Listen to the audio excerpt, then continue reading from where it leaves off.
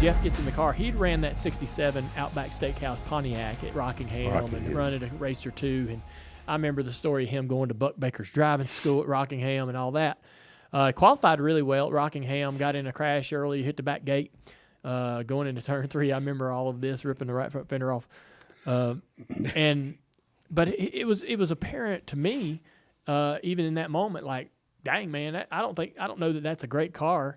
And he qualified really well with it. And when he gets into your car, do you recognize the talent that Jeff Gordon has? Oh, yeah. You know, he's driving on Thunder Night Thunder. He's driving sprint cars on asphalt. Right. They're wild machines. How did he adapt to your car right away? Well, he knocked a lot of snouts and clips off. I promise you that. He did that in the Cup Series too, the first year with Rick. It was brutal, but he always had speed, and he was always getting there. He just had to learn that the cars had to be tighter, and they weren't going to turn and swing like a drive them loose like he could those cars up there.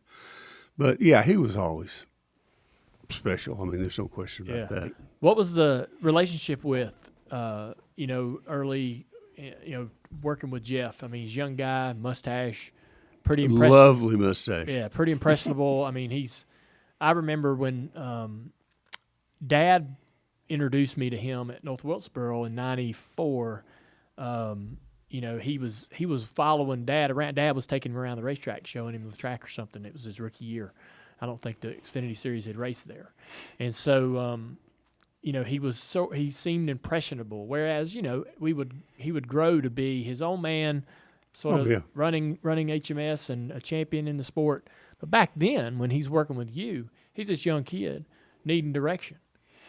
Yeah, and he was very directable. I mean, he and I had a great relationship. I mean, he knew what we had accomplished, and he recognized it was a great opportunity for him. Mm-hmm. I mean, and Mark was extremely helpful, but you brought it up first, but your dad was extremely, when he was still running the 8-car in the Busch Series back then with Tony Jr.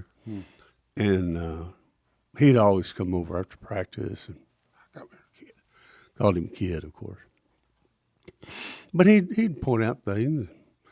I know one thing that your dad said I really appreciated, that he said, Kid, you're with a really good team now. Yeah. You got to listen to those guys. You can build your foundation here. Yeah. I always thought that was very generous. Why do you think he did that? Or did you have a relationship with Dale Earnhardt at all up until that point? I mean, just to get that kind of endorsement seems like that's quite the gesture, actually. Well, we weren't running for points, so we'd park back in the back with the other Cup guys, or the other guys not running points. Got it. With Davey and Harry Gant and Dale Jarrett. Mm-hmm. There's guys running all the full schedule, and then us. Yeah. So we'd loan stuff back and forth, and we got to be friends. Yeah, I'm curious, real quick. I'm going to back up just for a second. Would you have found your way into full-time ownership had Mark Martin not encouraged it or suggested it for you? Oh, heck no. So Mark saying you should do this is the only reason you ended up in full-time? I mean, because that's quite the milestone in terms of your career and all that you brought to the sport. Mm-hmm. Mark Martin recommending full-time, that's all it took? Yeah, I'll say so. Obviously we loved racing. Had enough luck in that starting off with Mark that we thought we could do it, I guess, and wanted to do it. So you wanted to. But that probably put us over the edge. Got it. Point. That's what I want. And so then Jeff Gordon has now come along. I mean, what a development.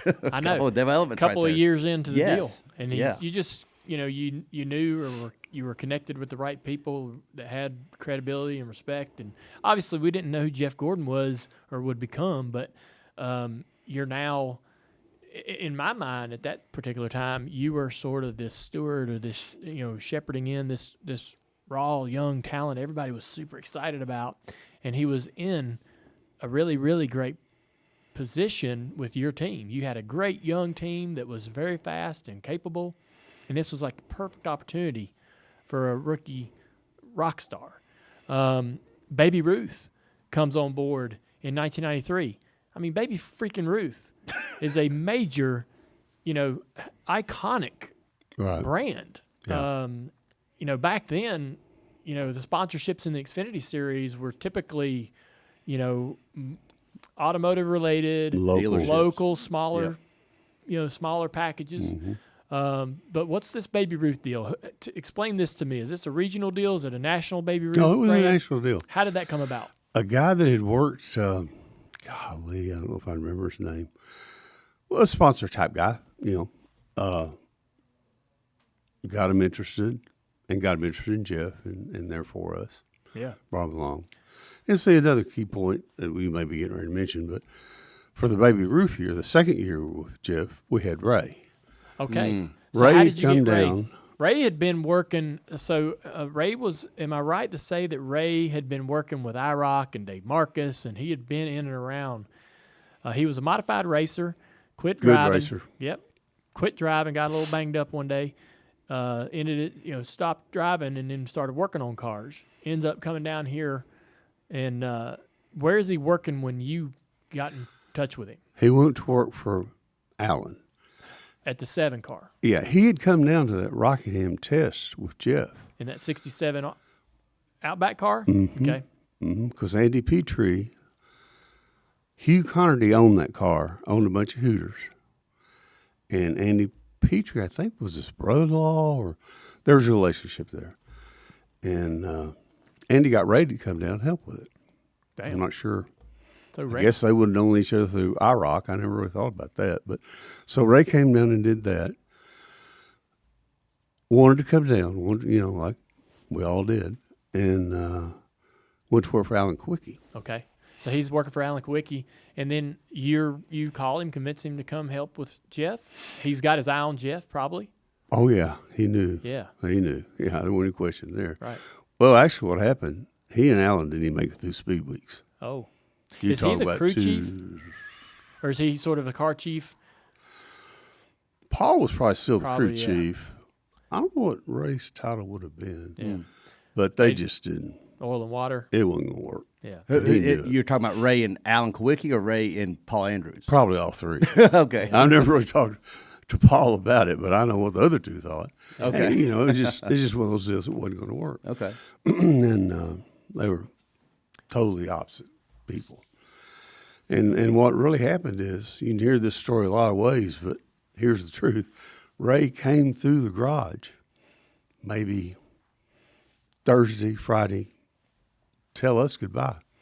He's going home, going back to New Jersey, going back modifieds. And I went, what are you talking about? He said, I'm out of here. I'm not going to work for Alan. Well, I clicked a little bit, and I said, well, don't get in too big a hurry. Keep your room. And I went to work on Ford, and they gave us a little bit of money. And Gail gave us the rest out of the trucking company, and we hired him. And that was the Baby Ruth season. Damn. Won poles, set records for the number of poles. Won 3 races, 11 poles. So Ray's the crew chief on that Baby Ruth car. Mm-hmm. You were going to take both those guys to Cup. What happened? Got a better offer. So I've heard, over the years, I mean, this was a very frustrating result, for you. You had a plan. You felt like that, I guess, in conversation with Jeff and Ray, that everybody was on the same page. Obviously, I understand, Jeff gets this incredible opportunity with Rick, and Rick's, established and has been in the sport for a really long time. Who knows what else was thrown at those guys through Chevrolet and everything else, but that was that took the wind out of your sails. You had a plan and a path, and now that path is not there anymore. Yeah, and we had, we were hurt. And we really liked Jeff and felt like it was kind of mutual, and we spent all we could spend to get both of us where we were. And, that's the point that he's made, too.